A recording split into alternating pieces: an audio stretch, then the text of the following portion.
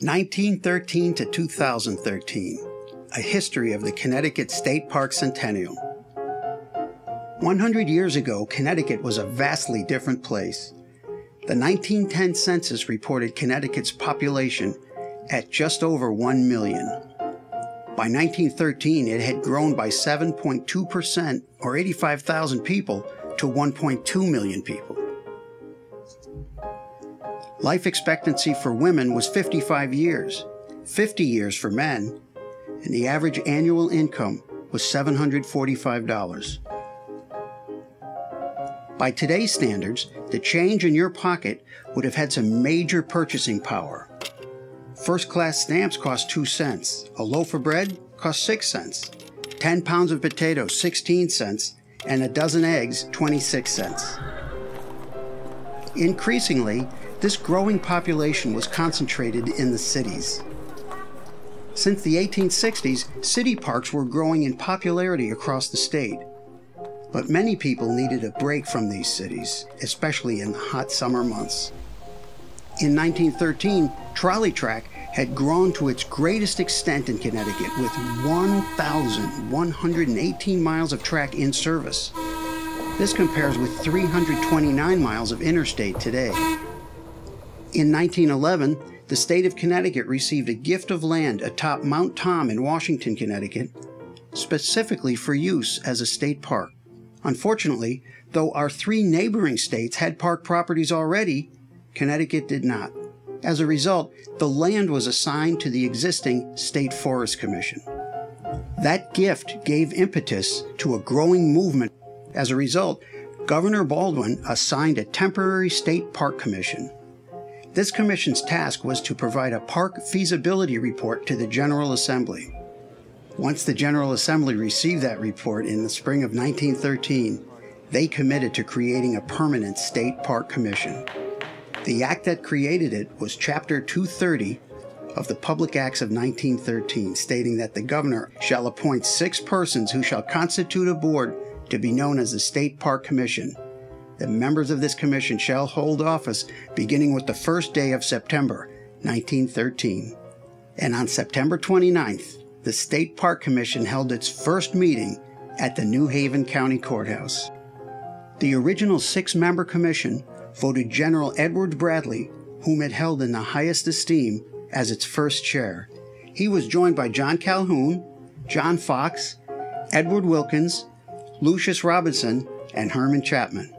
The 6-member State Park Commission was chosen to represent all the geographic regions of the state, east, west, central, and south. Though anxious to get underway, the park commissioners knew that before any land was purchased, a systematic examination of the entire state must be made. They knew they needed an able and experienced civil engineer to act as field secretary. And within 4 months, the Park Commission had their man. Enter Albert M. Turner. Turner was from Litchfield, Connecticut, and Yale educated as a civil engineer. He, more than anyone else, is the man who, in his 28 years with the parks, shaped the state park system into what we know and enjoy today. The 46-year-old Turner began his statewide investigation immediately. From the beginning, Turner was guided by one overriding quest, the nearly universal desire to be near the water, especially Long Island Sound. Turner traversed the entire 254-mile coast and recommended 3 locations easily recognizable to us today. For the people of the northern tier of the state, Turner realized their waterfront of choice was along a lake shore. He compiled a list of the 108 lakes, all 40 acres in size or greater, culled it to 57, visited each of those, and recommended 18 priorities. Continuing his concentration on water locations, Turner next appraised the lower rivers in the state. The Connecticut River had always been a priority, especially below Middletown. The Thames River, beautiful, but with advanced development, and the Housatonic River offered charming possibilities. The Naugatuck River, he felt, was a disgrace to our civilization due to the heavy industrialization of the day. Once the priorities were known and agreed upon, the 6 commissioners could get to work laying the groundwork for assembling a system of Connecticut State Parks. But challenge number 1 was going to be funding. The original act allotted the State Parks Commission $20,000 for land acquisitions for their first 2 years. But an acre of saltwater beach shorefront with buildable upland behind it was valued at $6,500 an acre. A single factor was readily apparent. The shoreline should be the first to be preserved since its value was high and escalating rapidly. Undaunted by finances, on July 7, 1914, the commissioners agreed to an option on a certain piece of land containing about 4 acres located in the town of Westport, which is about to be offered at public auction. And when that property was recorded in the land records in the town of Westport on December 22, 1914, the State Park Commission had its first real estate. A week later, 427 acres in East Haddam was recorded as Heard State Park, and the state park system was truly underway. Acquisitions continued along those lines, by word of mouth and general affordability. Mountaintops, upland brooks, and Connecticut River properties dominated these first purchases. Slowly, the park system grew over the next 4 years. During the First World War, which ended in 1918, park properties had little pressure on them since few visitors came. By the end of the war, change was underway. Henry Ford had incorporated the assembly line into his automobile production, making cars affordable for nearly everyone. The State Park Commission accommodated this increase in motoring by initiating a new kind of park, a wayside park. Visiting motorists could gas up, eat, and camp for free for one night. The most successful of these was at Wharton Brook State Park in Wallingford. 1918 also brought a time for reflection about the Commission's first 5 years. There were now 15 parks in the system, and for Albert Turner, it meant a time of critical review. At the State Park Commission meeting on December 10th, a frustrated Turner spoke forcefully about the lack of coastal parks. The greatest need, he said, was for action to continue along the shore of Long Island Sound. It was time to obtain funds, purchase land, and develop one large shoreline park so that the people can decide if it is good. And with these comments, Turner set the wheels in motion for the single greatest feat of the early park system. As a civil engineer, Turner knew that the infrastructure necessary for the comfort and well-being of large numbers of park visitors would essentially be that of a small city, and that the obstacles would be great. He had visited Savin Rock Amusement Park in West Haven and observed the problems of its 1.2 million annual visitors. The congestion at Savin Rock has become so acute that, to many minds, the intervention of the state has become the only solution. Turner noted that private industry's solution for managing the public was that the less space people had to run about, the easier it was to control them. He stated, "The Shoreline State Park must have breathing space for the multitudes, and the shore must be preserved essentially untarnished." Turner had motivated the Commission, and the Commission motivated the General Assembly. When the next budget was released in June 1919, Park's new allocation was $365,000, up from the previous $20,000. The Commission's influence had been profound. Work began immediately, and 13 months after the money was committed, the first coastal park available to the public opened at Hammonasset Beach in Madison. In that time, land totaling nearly 500 acres was purchased. Infrastructure of water, sewer, roads, and electricity for 20,000 visitors was planned and laid out. And the plans for a 310-foot-long wooden pavilion were drawn up, contracted, and completed. Turner was right. Hammonasset Beach met with immediate success. Thousands came by car and trolley to enjoy the fresh air and walk the boardwalks. Some even went into the water.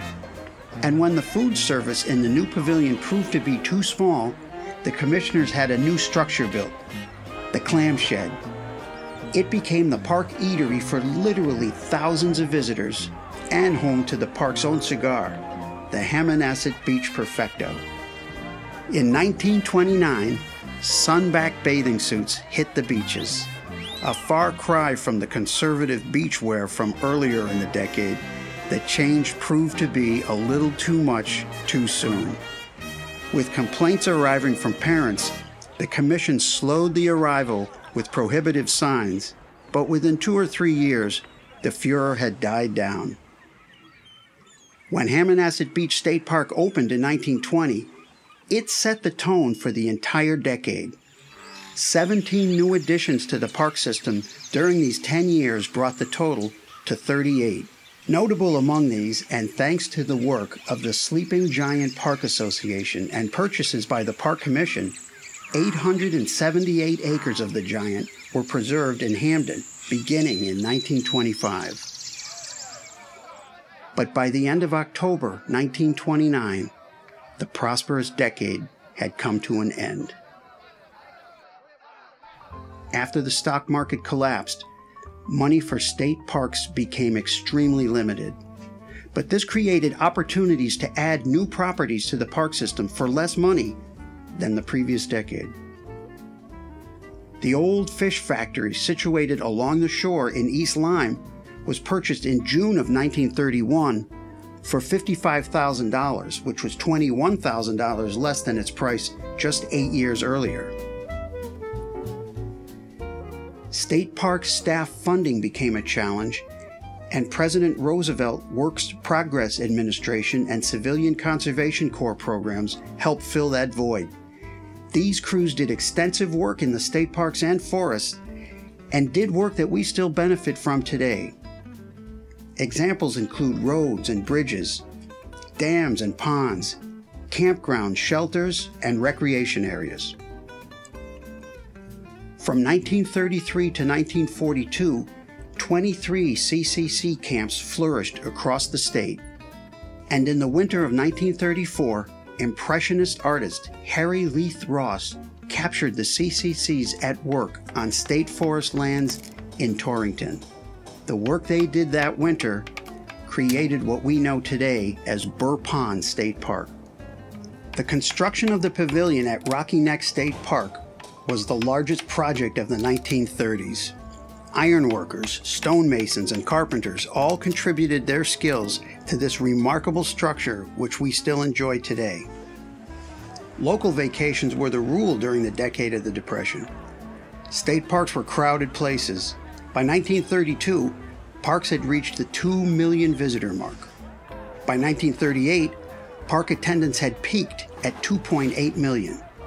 But by the early 1940s, the onset of World War II, gasoline rationing, and military occupation of coastal parks brought such growth to an end. In the 1940s, despite the war, 16 new parks were added. One unique purchase met both the river frontage and historical acquisition priorities of the Commission. Today we know it as Gillette Castle. The whole nature of recreation in parks changed after World War II. By the 1950s, leisure activities and leisure time jump-started the beginning of outdoor recreation as we know it today. Camping, hiking, birding, fishing, and free time that came with the post-war economy were all enjoyed in the state parks. Outdoor recreation continued to grow in popularity into the 1960s, and, as a result, parks increased its frontage on Long Island Sound by 50% with the addition of Silver Sands in Milford and Bluff Point in Groton. Some of the continued growth in parks was planned, and other parts were surprises, as it was here in Rocky Hill when heavy equipment clearing land for a new state building uncovered the now historic dinosaur trackway. In the early 1970s, the Park and Forest Commission, which began in 1913, came to an end as parks became a division of the newly formed Department of Environmental Protection. And in the 1980s, groups which were adamant about their neighboring parks took up advocacy that, over time, formalized into our many friends groups. Today, our friends continue to help the parks grow. Education and interpretation of the natural environment now combine with many varied outdoor activities to enhance the park visitor experience. Serving the growing and diverse visitor base has become a priority. But the acquisition of properties has not ended. Connecticut continues its search to acquire special or unique properties as the opportunities present themselves, as they did at Fort Trumbull in New London, along the Hop River Trail in eastern Connecticut, and at Eagle Landing in East Haddam. And today, vendors at many of our state parks add to the visitor experience. You may have attended a Harkness Music Festival or ridden the Essex Steam Train or the Essex Riverboat, maybe canoed at Burr Pond or even skied at Mohawk Mountain. At the 100-year anniversary, the 107 state parks encompass 32,500 acres. Everyone in the state is within a 15-minute drive of a park property.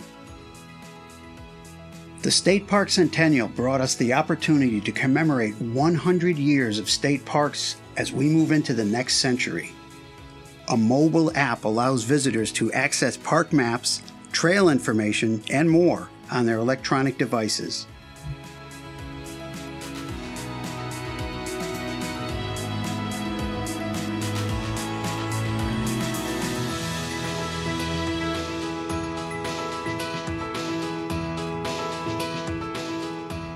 We have come a long way in the first 100 years.